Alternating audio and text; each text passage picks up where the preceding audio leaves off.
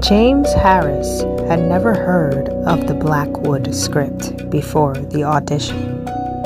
The casting call was vague, seeking lead actor for an exclusive theatrical experience. Pay negotiable.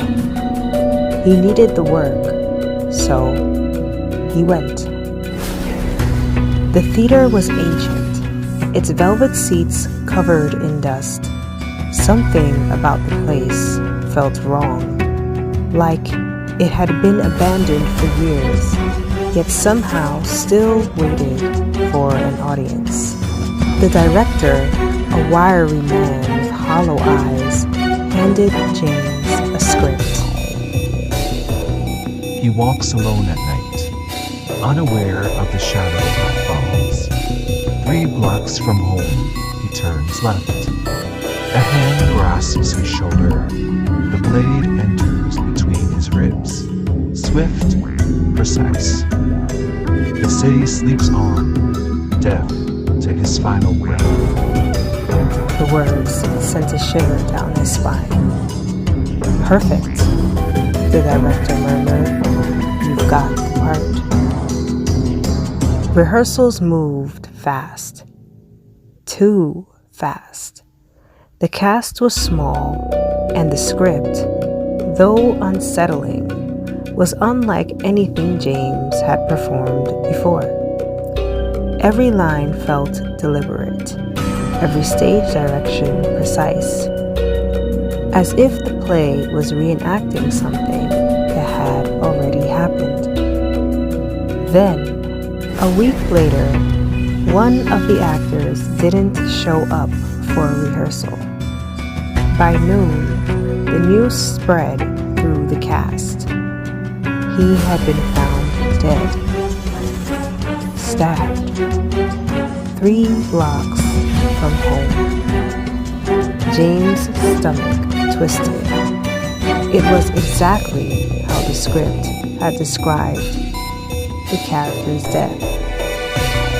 That night, alone in his apartment, he flipped through the pages of the Blackwood Script. His breath caught. The next scene, the next death, belonged to his character.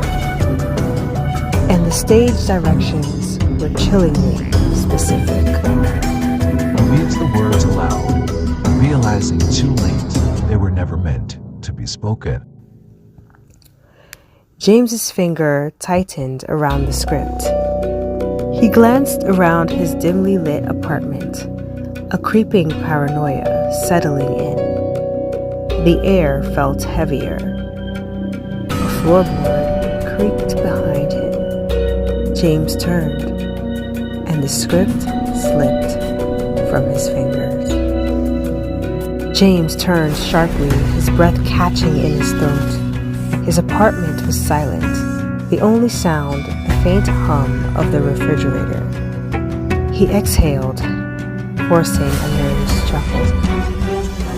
Get a grip, Harris, he muttered to himself. But the tension didn't leave. The weight of the script still lingered in his hands, its pages humming with something he couldn't explain. He bent down to pick it up, hesitating as his fingers brushed the worn cover. Had he really just imagined that sound? His phone buzzed, making him jolt. A text. Unknown number. Stop reading. James's pulse thundered in his ears. He stared at the message, dread curling in his gut. His first instinct was to call someone. Maybe the police. But what would he even say? That a script was predicting murders? That he might be next? Instead, he typed a response. Who is this? No reply. He swallowed hard, closing the script and shoving it under a pile of books on his desk. Out of sight, out of mind. But sleep didn't come easily that night.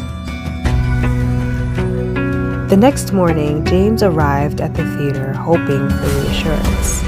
Maybe someone had seen something. Maybe the police had a suspect. But the mood inside was worse than before. A hush had settled over the remaining cast members.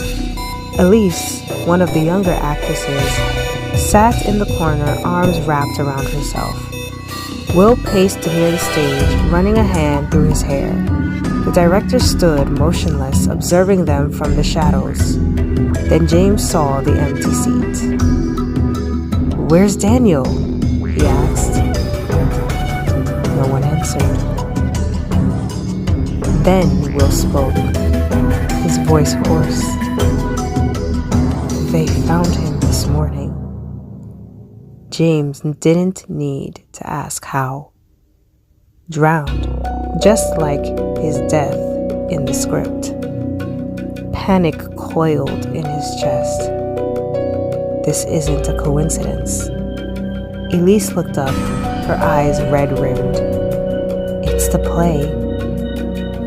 Silence followed her words. No one argued, because they all knew.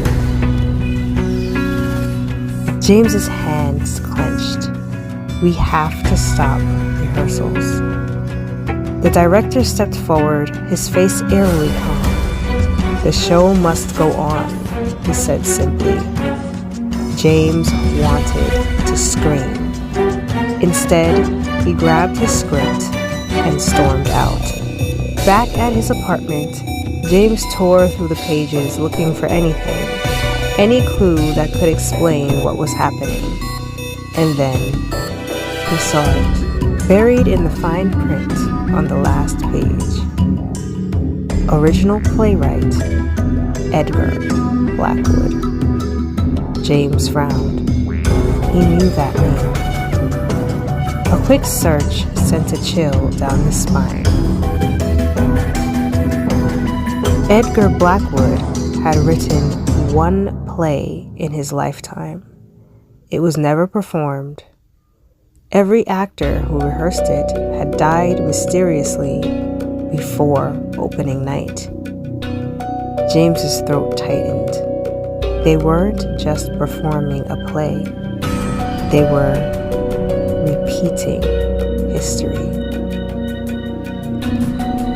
James returned to the theater, script clutched in his hands. He stormed past the empty seats, up onto the stage where the director stood waiting. "You knew," James accused. "You knew about Blackwood."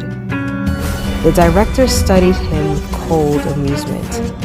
"Of course I knew." James' fingers twitched. He wanted to hit him. "You're letting people die?"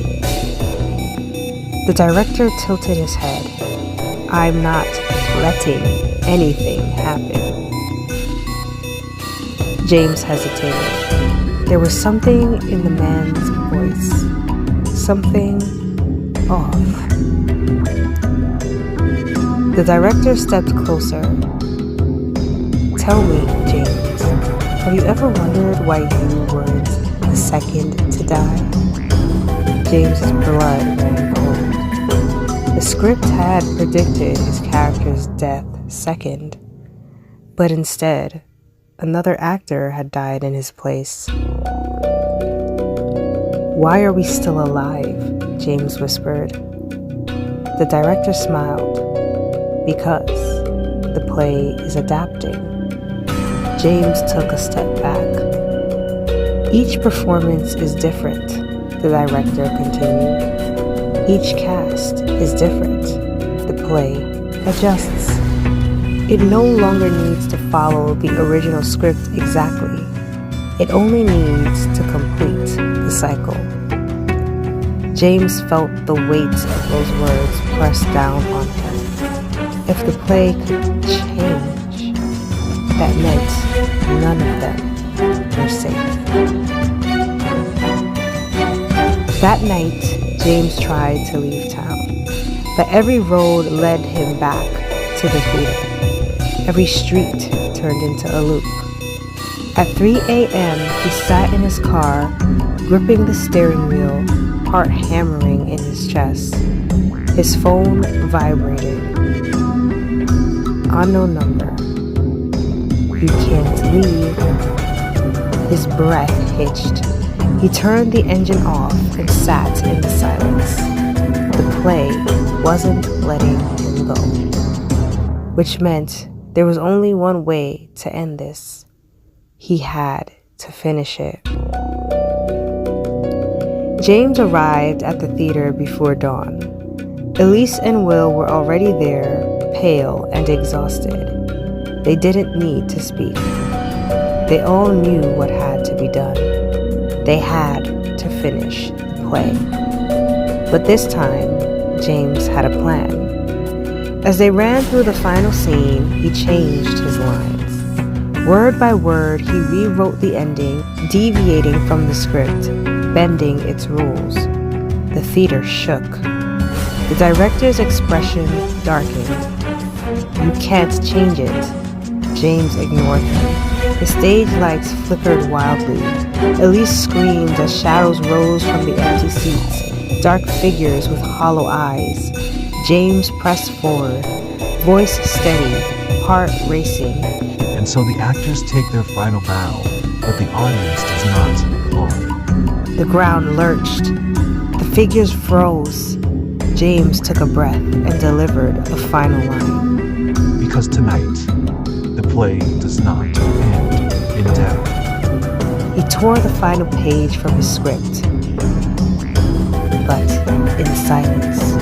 A deafening screech filled the theater. The shadows reeled, the lights burst, the walls cracked.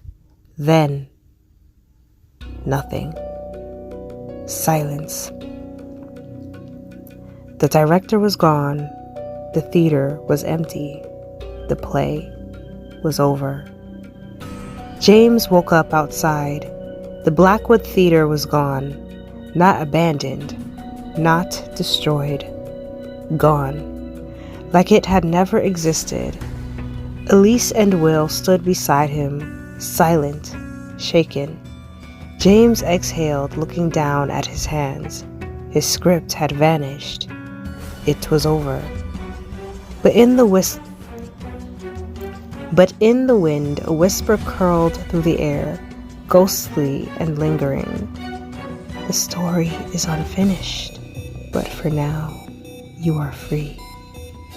James never stepped on stage again, because some plays don't demand applause. They demand blood.